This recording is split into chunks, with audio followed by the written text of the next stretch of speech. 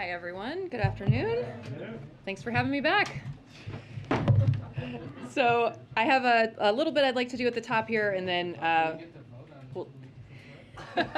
I'm not going to take that personally. Thank you. Thank you so much for that. So I have a little bit at the top, and then I'm, of course, happy to take your questions.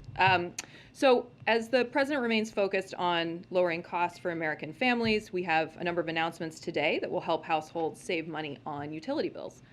First, the Department of Energy announced over $3 billion from President Biden's bipartisan infrastructure law is now available through the Weatherization Assistance Program for states and territories to retrofit households, make homes more energy efficient, and save families money. The president's infrastructure law increased this program's resources tenfold, which means more homeowners will be able to improve insulation, upgrade lighting and appliances, and electrify heating and cooling systems, all of which save families hundreds of dollars per year while making homes more resilient to climate change and extreme temperatures.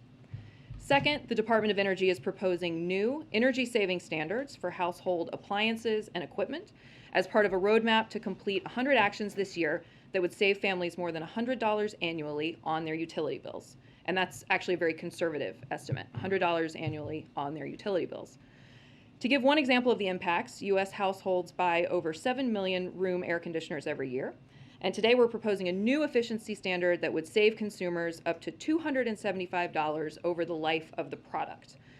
Energy also announced new codes that will make federal buildings more energy efficient, reduce operating costs, and ensure we are good stewards of taxpayer dollars.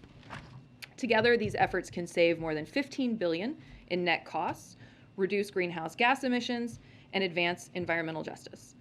From implementing his infrastructure law to updating important standards, these actions show the president following through on his mission to lower costs for working families and help them save money each month on their energy bills. And then secondly, I'd like to say, yesterday, the full Senate took its first vote on the nomination of Lisa Cook, an important step forward toward confirming her and our other qualified nominees for the Federal Reserve. We need to confirm Dr. Cook, along with the other 3 qualified nominees, Jerome Powell for chair, Lael Brainerd for vice chair, and Philip Jefferson for a seat on the Board of Governors, so that the Federal Reserve can move ahead in its work to help address inflation. We call on senators on both sides of the aisle to support these nominees because they are eminently qualified to serve. This is important, and we hope the Senate can get it done soon so they can get to work. So thank you very much. And with that, AP. Thanks, Kate. AP is reporting plans by the administration to end Title 42 by May 23rd. Is the Biden administration prepared to deal with the aftermath of ending Title 42 and the expected influx of migrants? So first, what I would say is that this is a decision that we have long deferred to CDC. Title 42 is a public health directive. It is not an immigration or migration enforcement measure. So the decision on when to lift Title 42, we defer to the CDC. That being said, of course, we are planning for multiple contingencies, and we have every expectation that when the CDC ultimately decides it's appropriate to lift Title 42, there will be an influx of people to the border. And so we are doing a lot of work to plan for that contingency. I think you saw yesterday the Department of Homeland Security did a briefing walking through some of the planning that they're doing to increase efficiency, to ensure that we have the capacity, to ensure that we are operating in a way that is treating migrants humanely, fairly. So you heard from them yesterday on some of the planning that they're doing more broadly. Now, not specifically tied to Title 42 or an ultimate decision to lift it, but just more broadly to the work that they're doing to continue to build up our migration system and ensure that we are restoring order at the border. And then secondly, if Putin has bad information per declassified U.S. intelligence, what does that mean for the war in Ukraine and the prospects for negotiations right now? Well, I certainly am not a spokesperson for the Kremlin and cannot speak to what is in Vladimir Putin's head. What I can say is, of course, we have information that Putin felt misled by the Russian military, which has resulted in persistent tension between Putin and his military leadership.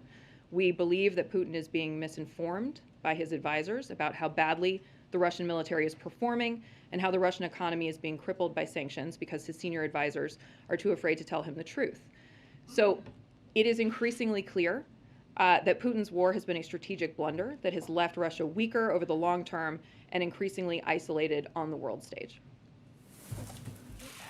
on that, I mean, in the lead up to Russia's invasion of Ukraine, the administration declassified information like this to sort of lay out what Putin's intentions were. You seem to be doing that again now by making it clear that he's being misled by his advisors. Can you just discuss what's the hope and the goal in going public with this now?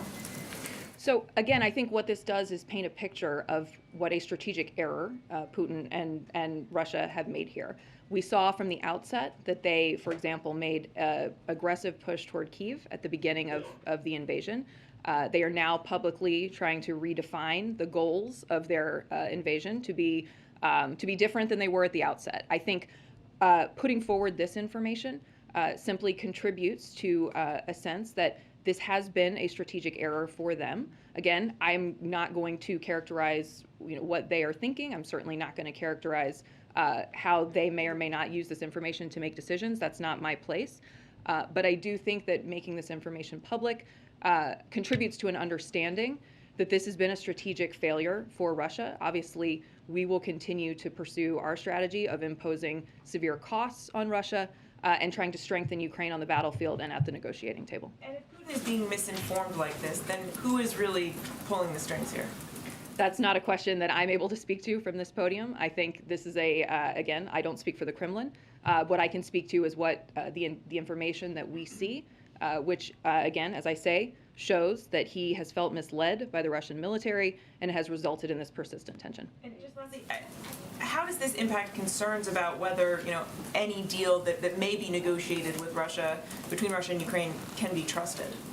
Well, again, we are not negotiators in that process. We are obviously in close contact with the Ukrainians as they work through this process. Again, our role is to do everything we can to strengthen Ukraine on the battlefield, as we've done with the security assistance, the unprecedented amount of security assistance and weapons that we've flowed to Ukraine, and also to strengthen their hand at the negotiating table by continuing to apply incredibly severe costs and sanctions on Russia. And on the intelligence, is your expectation that releasing this information are you hoping that it changes Putin's calculus or the military's calculus as they approach these things? That is not our intent. Our intent is simply to make the information available so that there is a full understanding of what kind of strategic blunder this has been for Russia and for the Russian people. And is there any more that you can share just about, whether this is an assessment that you're extremely confident in? I know, typically there's a range of views among analysts across the intelligence agencies about how solid information is. Is there anything you can tell us about how solid this is and what is underlying this that gives you the confidence that this is the right reading? Well, I can't speak more specifically to the intelligence because we obviously do not do anything to compromise sources or methods. I will simply say we have made it public and allow you to draw a conclusion from that.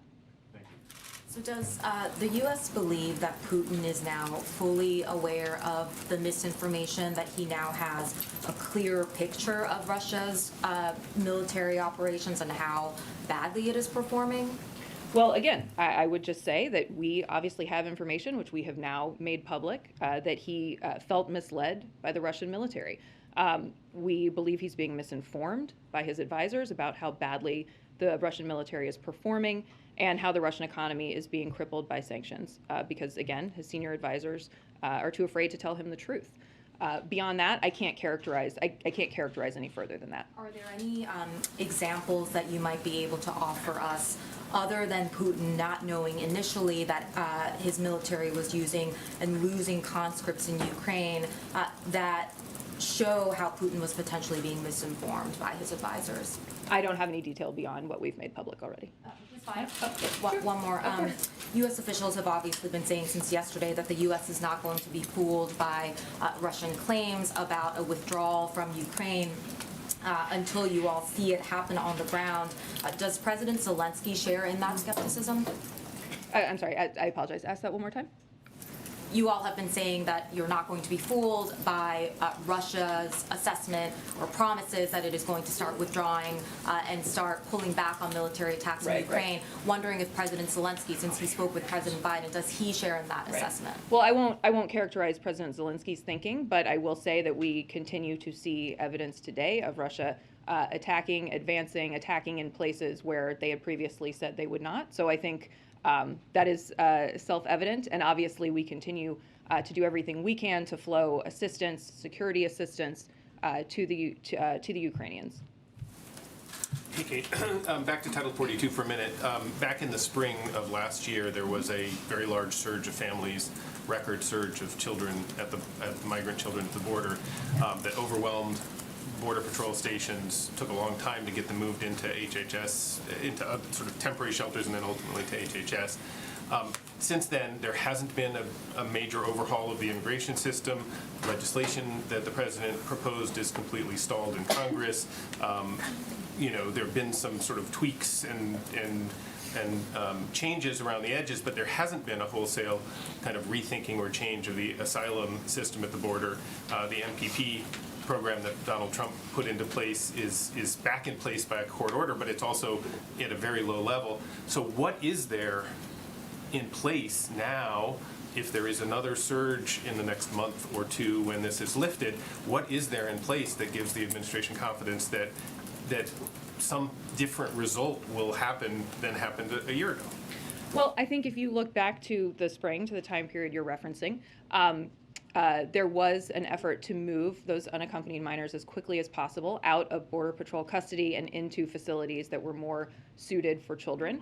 And we were able to dramatically reduce those numbers. They were in the thousands over the course of a couple of months through the work of DHS and others, and HHS, I should say. We were able to dramatically reduce those numbers, move those kids quickly out of Border Patrol custody and into the system. So I think if you look at what we were able to do last spring, there was an ability to move those numbers and move those children quickly into into facilities that were better suited for them. Writ large, I would again point to the things that the president has done to try to rebuild what was, if you remember when we came into office, a system that was decimated by the previous administration. The previous administration spent 4 years trying to tear apart a lot of the pieces of our immigration system.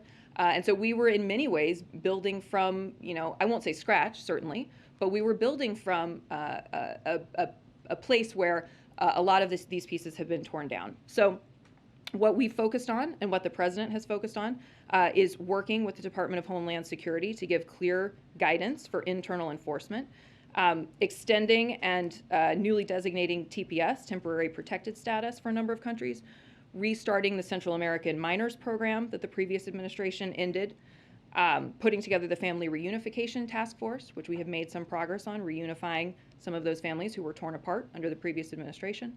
Of course, ending the Muslim ban and the public charge rule, and protecting DACA recipients. So this president has taken numerous important substantive steps. Of course, there is more work to do. There is absolutely more work to do, but we've taken serious strides forward since we took office last year. Okay, and then just one quick follow-up. You said again the line that the administration has used a lot, which is that the Title 42 isn't an immigration policy, it's a public health policy. Has the president, has Ron Klain, has anybody else in the senior administration tried to overrule the CDC during the past year in its efforts to lift Title II prior to now? No. Okay. Thank you. On COVID, can you help us understand, you guys have laid out sort of what happens if the money runs out that you're requesting. Can you remind us what, in the view of the White House, is the most urgent item on that list that runs the risk of not being funded? And Republicans again today are saying the money for this is there in previously passed legislation. There's one figure they're saying is $160 billion is there from the COVID relief bill. What is the White House response to that suggestion? So firstly, this is funding that's going to be used to provide tests. It will fund additional vaccines. For example, as we were talking about yesterday, should there come a time where a fourth shot is recommended for the broader population. It will also fund life-saving treatments and also our ability to additionally provide vaccines around the world, which is another piece of ensuring that the virus is not able to move around the globe. So, this is critically important funding. The stakes are very real and very high. You have heard the president state this repeatedly, that this is critical in order for us to continue our progress. The other thing I would say about this funding is that it will allow us to prepare for the eventuality, the possibility, I shouldn't say eventuality, the possibility of another variant, another wave. It will give us the funding that we need to be prepared for the future. So it is critically urgent in that way. And I'm sorry, what was the second part of your question? The idea that they say the money's already there, that there's unused funds from previously passed legislation. So obviously, we initially proposed this as emergency funding, but we are working with the Congress. The Congress is working to get this done. The president's been very clear that it should get done. How the mechanism of finally coming to an agreement on this works out, we'll leave that to the Congress. But the president's been very clear that we need this funding and that it's urgent. And to follow up on something he said earlier, that he may have a meeting with the family of Trevor Reed. They're trying to make that happen. Is that happening today or some point soon? Don't yet know if it's happening today, but I spoke to the president about this earlier. You obviously all heard from him. He is very eager to meet with the family, and we're working through when that's possible. Kristen? Thank you, Kate. I want to ask you about the call with President Zelensky, but just a couple more on this new information about Putin being left in the dark by his military advisors. Who authorized the release of that intelligence? That's not something I can speak to. Obviously, it was declassified and put forward into the public sphere. Can you say, did the president sign off on this? I cannot speak to that, except to say that this is information that we declassified and made public. There has been so much discussion about the concerns over whether Putin would use chemical weapons, nuclear weapons, biological weapons. Does this increase the administration's concern that Putin might lash out in that way? Well, as I say, I'm not going to characterize what Vladimir Putin is thinking, what the Kremlin is thinking, or how this might impact their calculus. That is not the intent of putting the information forward. What it does is underscore that this has been a strategic blunder for Russia. But I'm not going to characterize how Vladimir Putin might be thinking about this. I will say that we are prepared for any and all contingencies. As you know, there's a lot of work going on to be prepared for contingencies, and we've also been very clear that should Russia act in that way, there will be severe consequences. On the call, Kate, the readout that the White House put out says the leaders discussed how the United States is working around the clock to fulfill the main security assistance requests by Ukraine. We don't know what specifically the president of Ukraine asked for of President Biden, but publicly at least he has called for those Polish MiGs. He's called for anti-aircraft. Has the president changed his decision in that space? Is he now potentially more open to providing those Polish MiGs given that statement? We have provided an unprecedented amount of security assistance to Ukraine, including anti-air, anti-tank systems, small munitions, things that our military have assessed are the most impactful weapons on the battlefield in Ukraine. So as the president is making a decision about what to send, he takes into account two things. First, the assessment of our military about what is most impactful, what is best able to help the Ukrainian armed forces turn back Russian aggression. And we've seen that the weapons that we have provided have been instrumental in helping them. And then secondly, as he has said many, many times, he is not looking for direct American military conflict with the Russian military. He's been clear that providing the planes makes this, there are logistical complications to providing the planes, and he's not going to make decisions that is going to lead to direct conflict between the United States military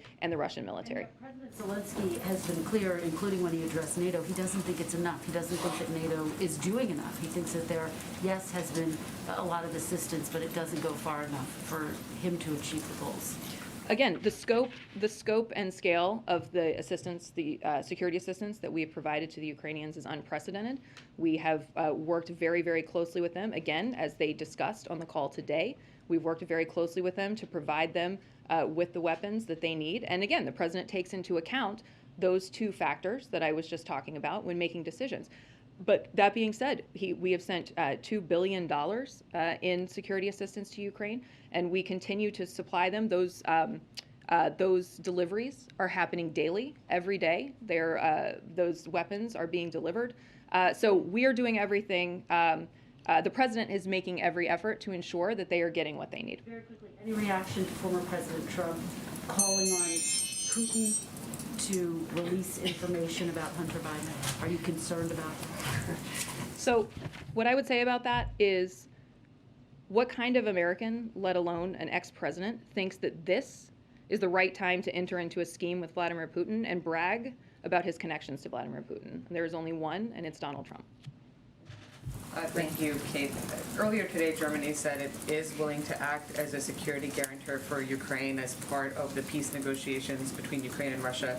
Is the U.S. willing to become a guarantor of Ukraine's security or considering that option?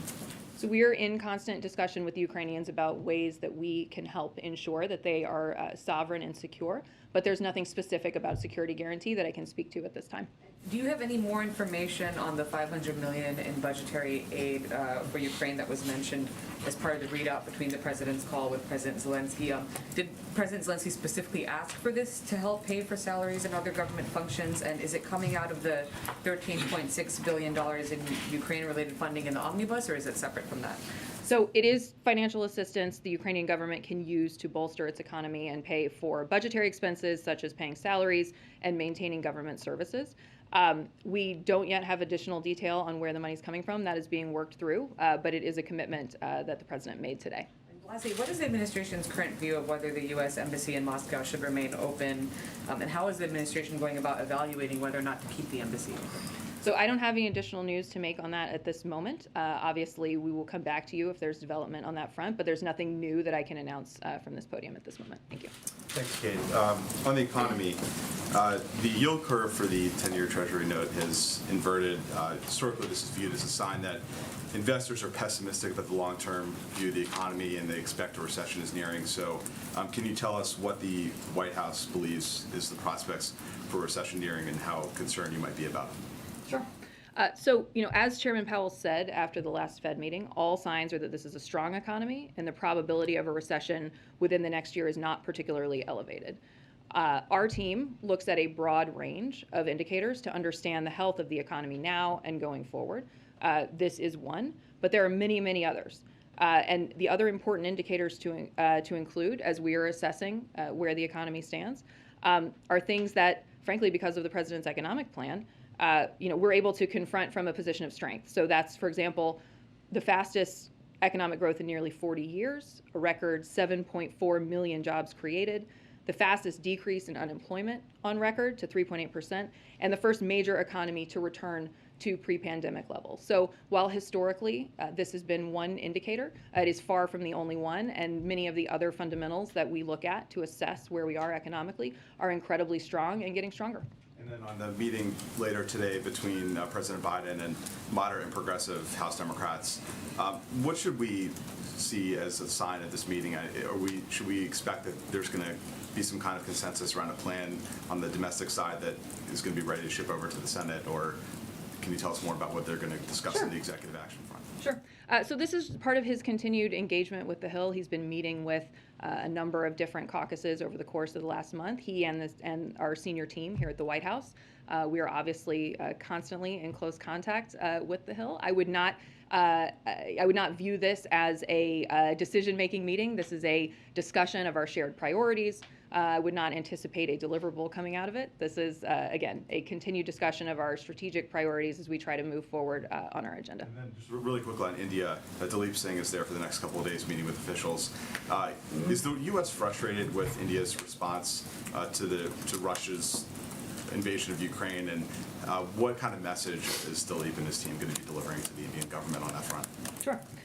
So as you note, Dilip will be in New Delhi to continue our ongoing consultations with the government of India and advance a range of issues in the U.S.-India economic relationship and strategic partnership.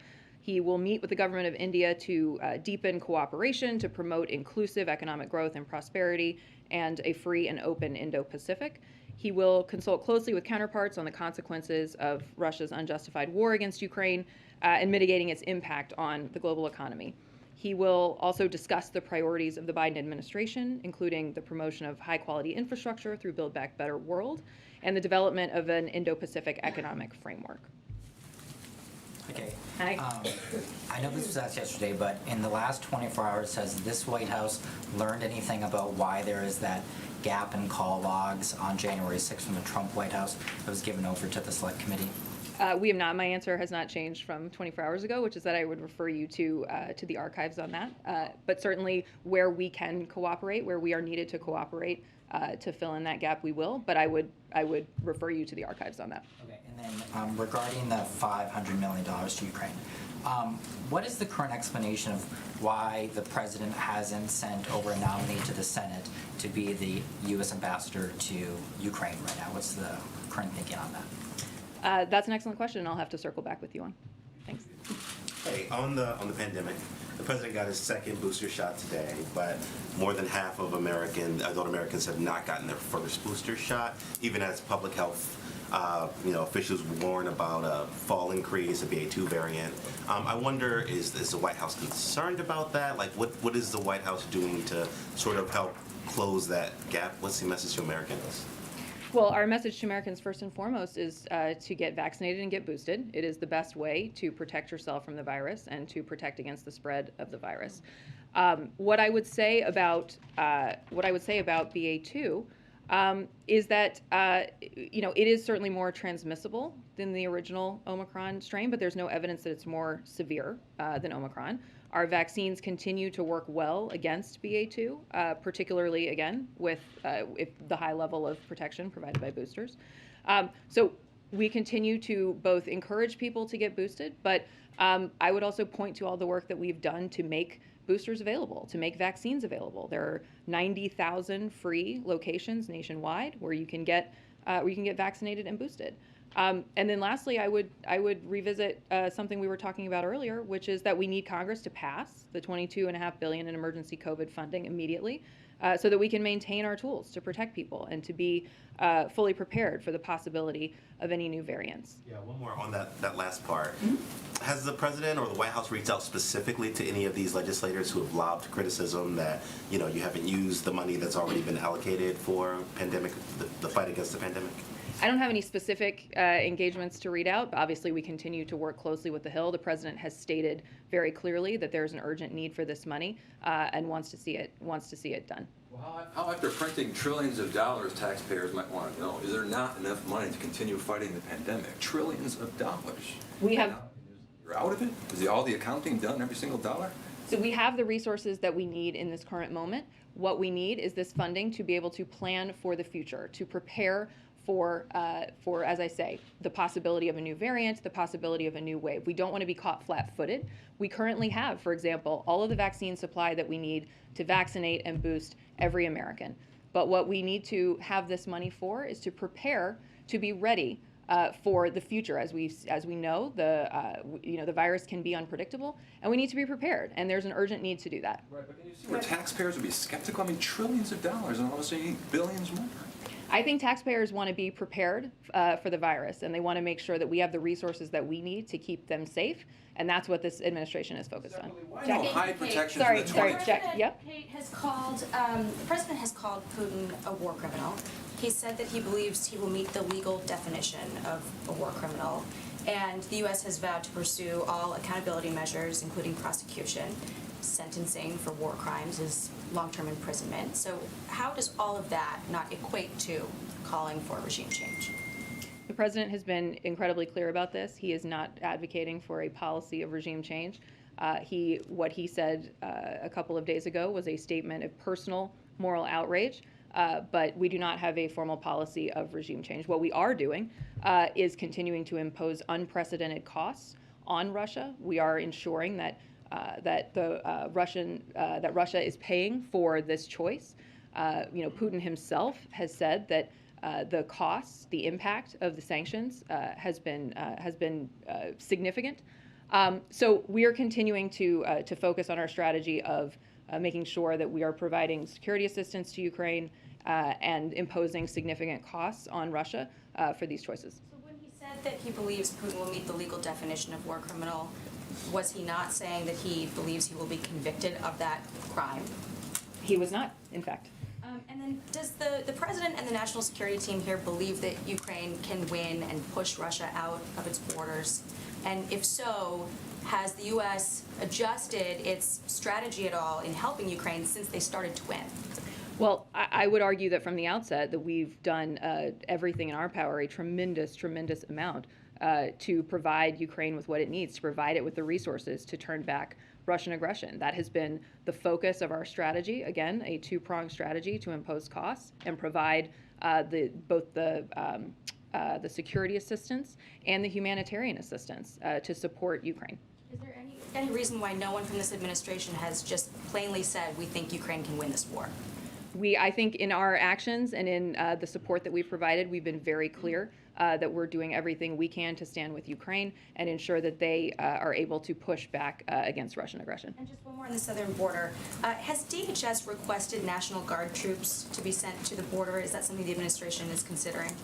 As far as I know, that is not currently under consideration, but I'm happy to check in on it and come back to you. Thanks. First, Senator Susan Collins came out in support of Judge Jackson's confirmation to the Supreme Court today.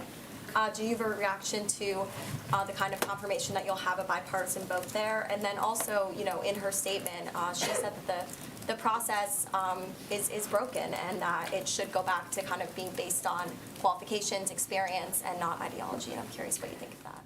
The president is incredibly grateful to Senator Collins for her thorough and fair consideration and her support. The two of them spoke earlier in this process, and he appreciated her thoughts and her insight. Obviously, her support speaks to the qualification of Judge Jackson to sit on the Supreme Court. Judge Jackson has been working hard to earn support and, you know, as you well know, responded to Republicans' requests for in-person meetings by promising to sit down with any senator who wanted, and she has engaged very directly. She answered over 20 hours of questions, and you know, she has earned the support of some of the most respected retired conservative judges in the country and the Fraternal Order of Police, and so many others in law enforcement.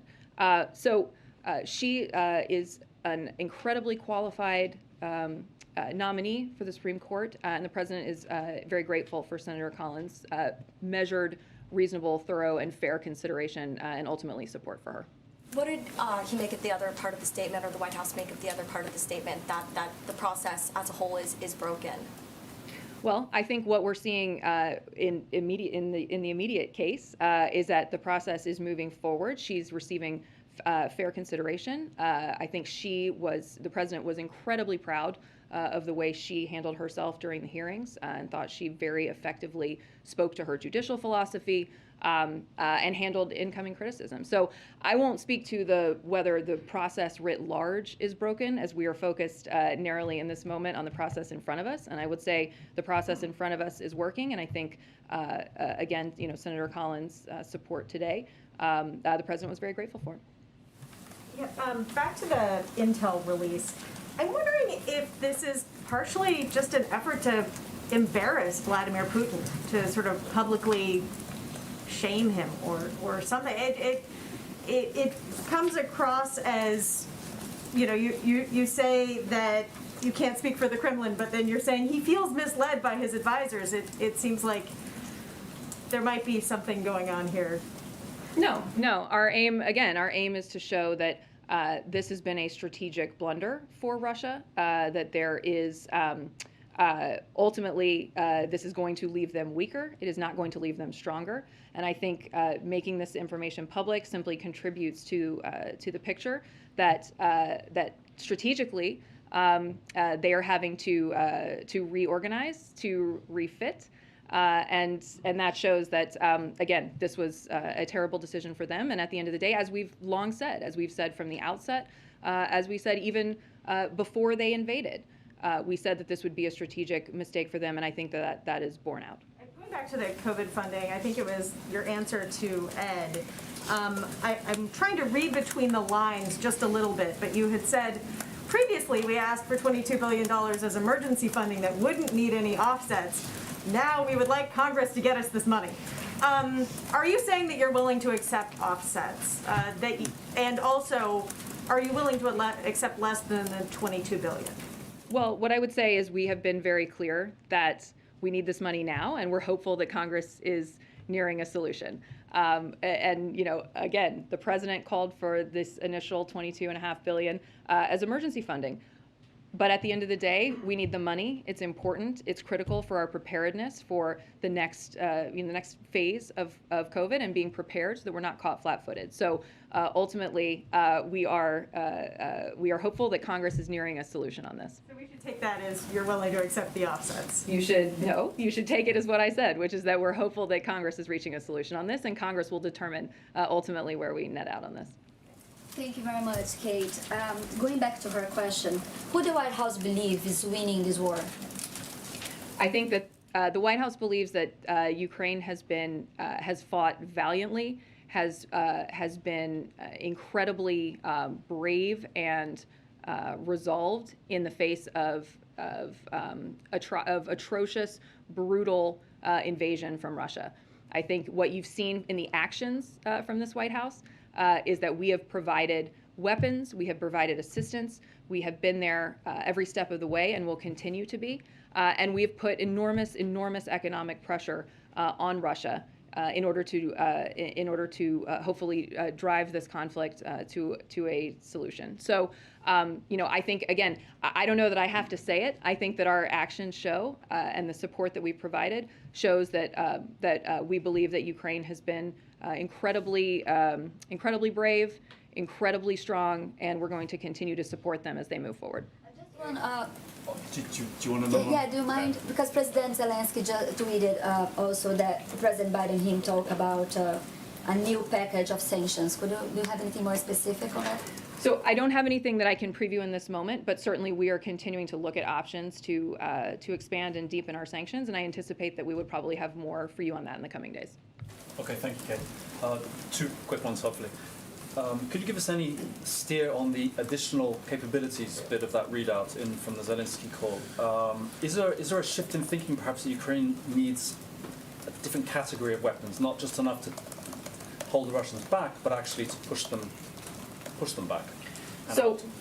So an example of one of those additional capabilities, something that we talked about a little bit last week while we were in Europe, ship-to-shore capability, anti-ship capability. That's just one example. Beyond that, I'm not going to go into further detail on what's being discussed, except to say that we're doing everything we can to ensure that Ukraine has what it needs on the battlefield. Thank you. And the other one is today Boris Johnson said, very black and white, he said sanctions, Western sanctions, not just British, or G7 sanctions, should stay in place until the Russian troops are all gone. That was a lot more black and white than anything that's come out of the White House. Does the White House share that kind of maximalist goal with sanctions? Are they going to stay there until the last Russian troops are gone? That's not something that I'm going to be able to pre-state in this moment. I will let Boris Johnson and the UK government speak for themselves. Yes. Yeah, thanks, Kate. There have been some reports recently that some Democratic senators on the Hill have expressed concerns about Eric Garcetti's nomination to be ambassador to India. Does the White House still have confidence in him and its ability to get him confirmed? We do. The president has confidence in Mayor Garcetti, believes he will be an excellent representative in India. I would remind you that his nomination advanced unanimously with bipartisan support in committee. And we're continuing to engage with senators and working to earn bipartisan support for his nomination and believe he should receive a vote in the Senate expeditiously. Yeah. And earlier this month, President Zelensky signed a decree to combine Ukraine's national TV channels into one platform, saying he wants to create a unified information policy. Ukraine also announced that it was banning 11 political parties with ties to Russia. Is the White House concerned at all about these moves by the Ukrainians? So this is the first that I'm hearing of it. I will look into it. I'm happy to talk to our national security team and get back to you. Thanks. Kate? Thanks, Jen. Seriously. High praise. You had mentioned that the administration encourages boosters. You talked about the work you've done on that. But given that COVID cases are down and that the pace of boosters has been sluggish, will there be an actual public campaign by the president or the administration, more of an outward effort to get people to get their boosters? Well, I think we will continue to do the work we've been doing. And today we launched a new website, covid.gov, which gives people what they need to track transmission in their community, to find a test to treat location. So an opportunity, a location where you can go, you can get a test, and if you're positive, you can get an antiviral. So this website is part of our effort, our continued and ongoing effort to make sure that people have what they need to deal with COVID as we move into potentially the next phase of this disease. You know, from the outset, we have said and continue to believe, because the science shows, that getting vaccinated, getting boosted is the best thing that you can do in order to protect yourself from the virus. So that has been a big piece of our public messaging. That's been a big piece of our message to the country, and it will continue to be. Today described this new moment where he said COVID no longer controls our lives. How critical is it that Americans get boosted to stay in this new moment right now? It's important, and our message has consistently been that it is important to get boosted. The science shows it is the best way to prevent the spread of the virus and to protect you and your loved ones and your family and your friends from getting sick. So our message will always be: it is important to go out and get boosted. We are doing everything in our power. We have done everything in our power to make sure that boosters are free and available to everybody in the country. Yes. Thank you. Regarding the president's budget proposal, which was released earlier this week, Senator Manchin is already saying that he can't support this so-called billionaire's tax because it would tax unrealized gains on certain assets. Wanted to hear your response to that, and I'm also wondering if he sticks with that. You know, given his opposition, does that mean this proposal is DOA? Well, what I would say is that the president's budget is a classic Joe Biden budget. It is focused on security. It is focused on security in our communities, security abroad, and it was designed in order to help ensure that we have the money in reserve to pay for and bring down the deficit. Even after Congress sends us whatever they ultimately send us on the proposals that he very much wants to see passed to lower prescription drug costs, to lower the cost of childcare, to tackle the climate crisis. So the key priorities in this budget are those, and ensuring that the wealthiest pay their fair share. Obviously, I think Senator Manchin and President Biden share a belief that the rich should pay their fair share. And we'll allow the process of negotiation to work itself out. I'm obviously not going to negotiate from the podium, but I do think that Senator Manchin and President Biden share that fundamental belief that the rich should pay their fair share, the wealthiest, I should say, should pay their fair share. And so we'll continue to work with him and to work with Congress to move these forward.